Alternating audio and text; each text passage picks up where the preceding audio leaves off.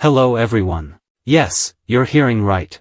Today we are joined by a beautiful robot voice. This is a new try actually, and he sounds pretty nice. He talks slow, but yeah, you can change the video speed if you like. Whatever y'all. Today we are here to talk about Itzy. They just came back with Untouchable and I couldn't wait to talk about their situation since Born to Be came out and highly disappointed me. I'm going to give you a spoiler. For Mr. Vampire and Untouchable, my opinion is much more positive, but we still have to talk about everything that happened to Itzy and why they are not the fourth generation leaders anymore, analyzing their journey and trying to understand what actually could have gone better. Before we get started, don't forget to leave a like, to subscribe if you haven't, and to check my other links in the description, including Instagram, Spotify, TikTok, my backup channel and Buy Me a Coffee, where you can support the channel with super small donations. Thank you if you'll do any of these things. Hope you're ready for this long video. Take a seat, grab a snack and let's get into it. When Itzy debuted, it seemed there was a shift in the K-pop industry. It really seemed like JYP set the tone for next groups to come and for the fourth generation in general. Both Itzy and Stray Kids came from that building, and the style they chose for both of them was very loud and clear. Noise music wasn't certainly born with Itzy and Stray Kids, but I'm pretty sure they were the ones who made it cool again, and most importantly, they made it fresh. Stray Kids went towards an obvious tough and heavy rap-based music choice, while Itzy was the absolute newest of new things, using noise music, crazy production, confusing song structure and all of that in their debut Dalla, but keeping everything very youthful, bright and colorful. Dalla was a divisive song, but today if you look back at it you can't help but say nice things. When I go back to it I truly realize how big of a thing Itzy was in 2019. And rightfully so. In the music industry, especially when we stand on these kinds of passages between one influence and another, it's really important to do something new and to create an image for the artists. Obviously, everything has been done in music, we all know that. But there's many shades of utilizing styles and genres that can seem, indeed, innovative. Itzy was doing exactly that. Dalla, Itzy and Wannabe are just different takes on the same concept. While Itzy is probably the brightest one and Wannabe the darkest one, Dalla takes perfectly both of those vibes and mixes them together. And in that lies the reason why it worked so well. But, obviously, it wasn't enough. You know, it's actually pretty sad to see Itzy going from the leader of fourth-gen girl groups to what they are today. And mind me, I'm not saying Itzy is flopping, cause it wouldn't be the truth. They are still a JYP group and they are probably thriving, it's just that the hate train towards them has been crazy lately. People really face constant disappointment with their releases. Since Wannabe, it seemed they could never get it right and it's kinda discouraging. Yes, good songs don't fall from the sky, but bad ones don't either. And I feel like 2022 really was the year of disaster after disaster after disaster for them. But I digress. Itzy took a slight concept change with Not Shy, only 1 year after their debut. You might probably disagree with me, but in my eyes it's pretty obvious.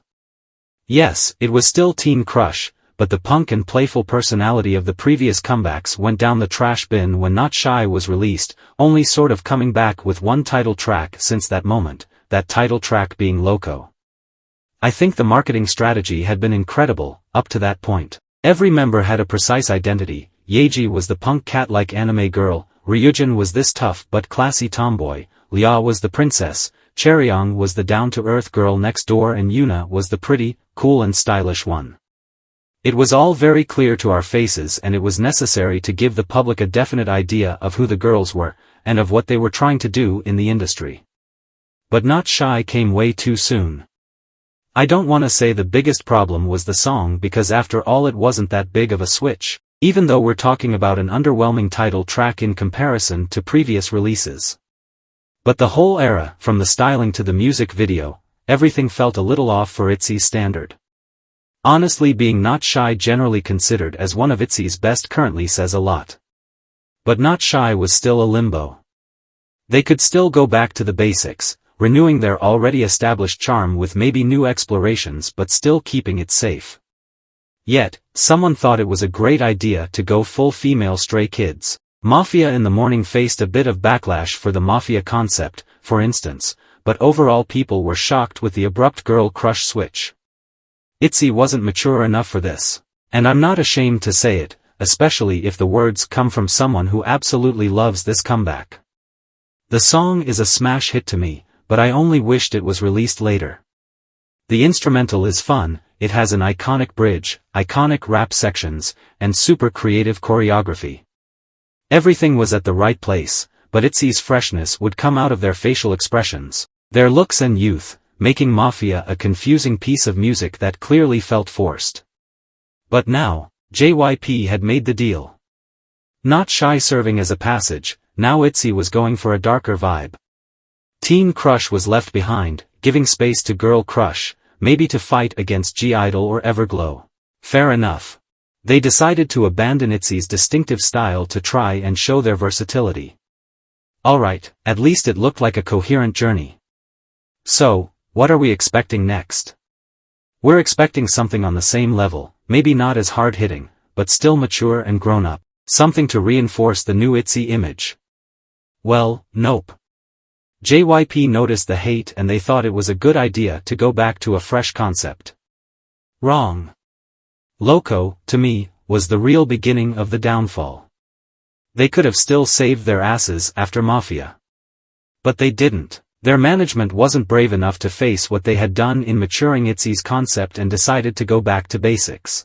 Yeah, good point, maybe. But it was too late. They should have waited at least another comeback or two, dealing with the new identity, because at this point Itzy was going back to back on different vibes and not Shy, Mafia and Loco felt like three different groups releasing three completely different songs. Loco was well received.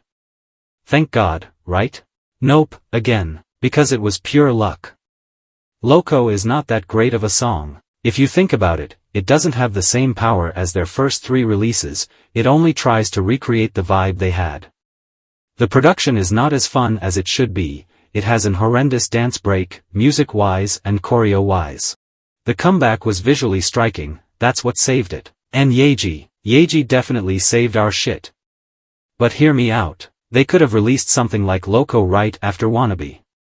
It followed exactly the right rules, taking a slight step forward, becoming a little less experimental and more rockish/mature. You could see some kind of growth in Loco and the girls perfectly worked it out, differently from what happened in Mafia. At this point in time, Itzy has lovers and Itzy has haters. Quite a bunch of K-pop stans have noticed the leaks in their career and they would just not hold back. And then you know what happened. I won't spend too much on it honestly, cause we know what a dumpster fire Sneakers was. From fans thinking it was a literal joke and that we were being checkmated, to the rumor that this was just a commercial, to the realization of the fact that the previous teasers were actually playing with us and Sneakers was the actual comeback. No pun intended.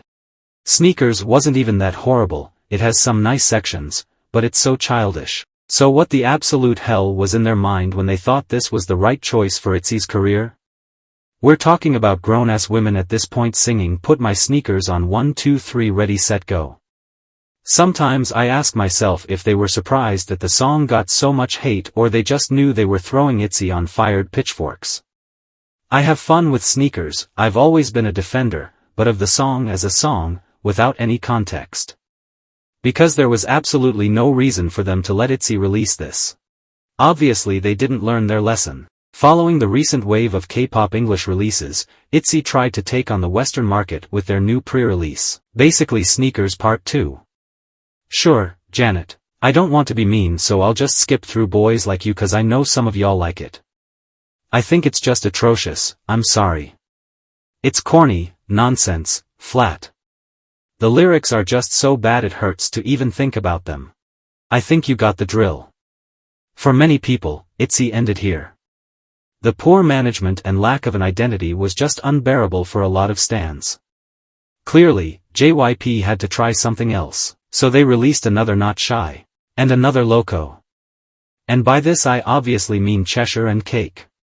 Cheshire had exactly the same energy Not Shy had, not exactly a bad song but tragically forgettable, nothing was striking starting from the production, to the styling and music video. They had two sets and a dream. Even the sneakers video was more fun. I remember people saying Itzy was itzying again, I even think I said that. But y'all, looking back at it, I always forget it even happened. And that's bad. Especially when they were coming from such a mess of a year. Itzy was on everyone's mouth. After their hate for their bad music, Yuna and Lia faced hate comments, the first one for allegedly being a pick-me and the second one for her apparent lazy dancing and missing dancing skills. So we had to, right? Come back for the haters. Except the haters didn't care about it. Bet on Me is a profound song with extremely catchy and emotional chorus. I immediately thought that was a right path to take. The youth was still there. The music video was memorable. They were making a statement. We stumbled, but we're still together. We can win against everyone who can't support us. I was extremely touched by it. And to be honest, I loved what came next. Cake was the best Itzy title track in a while. It was still far away from their roots' greatness, but it was the perfect union of the two sides they, unfortunately, showed in previous years. It had some cute moments, it had badass moments. It was a summary of their baffling career. It was a good way to start again. I believe Cake was well received, for the most part of the K community at least. It was fun and definitely an easy listen, with a very clear killing part given to Yuna and a mixture of vocal and rap chorus. It had something for everyone. But I can tell you right now that it lacked longevity. It was good, but no one was enthusiastic about it, and this ended up in letting it pass without sticking with our memory for too long. Once the hate train starts running, you can dodge it but can never really escape it. And that's what happened to Lia. I send all my love to her and hope she's recovering well.